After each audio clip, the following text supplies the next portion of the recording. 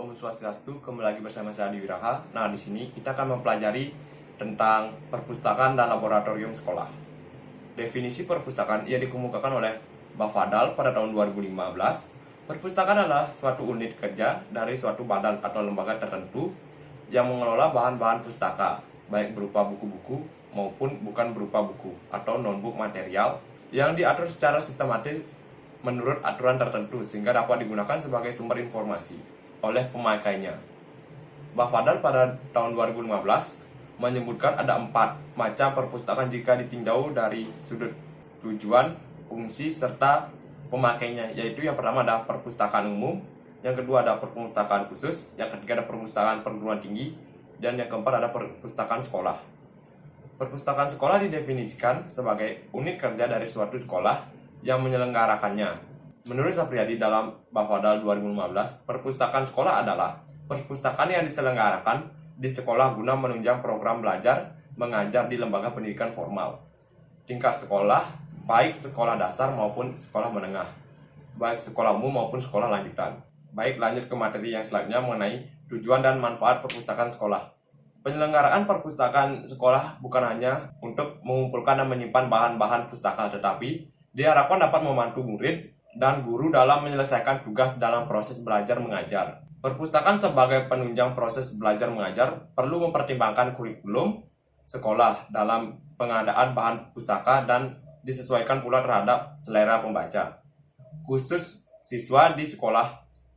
Manfaat perpustakaan secara rinci seperti yang dikemukakan oleh Bafadal pada tahun 2015, baik yang diselenggarakan di sekolah dasar maupun sekolah menengah adalah sebagai berikut. Yang pertama, perpustakaan sekolah dapat menimbulkan kecintaan murid-murid terhadap membaca. Yang kedua, perpustakaan sekolah dapat memperkaya pengalaman belajar murid-murid.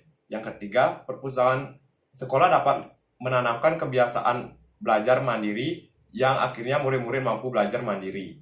Yang keempat, perpustakaan sekolah dapat mempercepat proses penguasaan teknik membaca. Yang kelima, perpustakaan sekolah dapat membantu perkembangan kecakapan kebahasaan. Yang keenam, perpustakaan sekolah dapat melatih murid-murid ke arah tanggung jawab. Yang ketujuh, perpustakaan sekolah dapat memperlancar murid-murid dalam menyelesaikan tugas-tugas sekolah.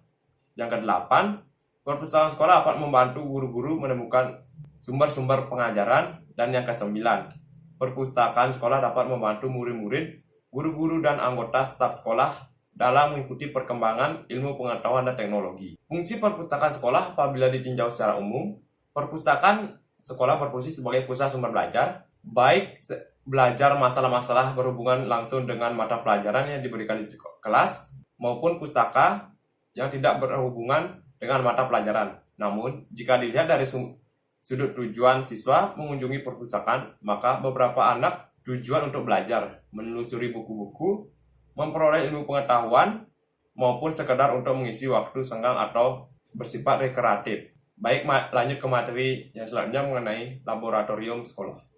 Laboratorium sebagai sumber belajar. Laboratorium adalah suatu tempat di mana dilakukan kegiatan percobaan, pengukuran, penelitian, atau riset ilmiah yang berhubungan dengan ilmu sains, atau kimia, fisika, dan biologi, dan ilmu-ilmu lainnya. Laboratorium bisa berupa ruangan yang tertutup seperti kamar, atau ruang terbuka seperti kebun, dan lain-lain. Laboratorium berupa tempat untuk mengaplikasikan teori keilmuan, pengujian teori, pembuktian uji coba, dan sebagainya dengan menggunakan alat bantu yang menjadi kelengkapan dari fasilitas dengan kuantitatif dan kualitatif yang memadai.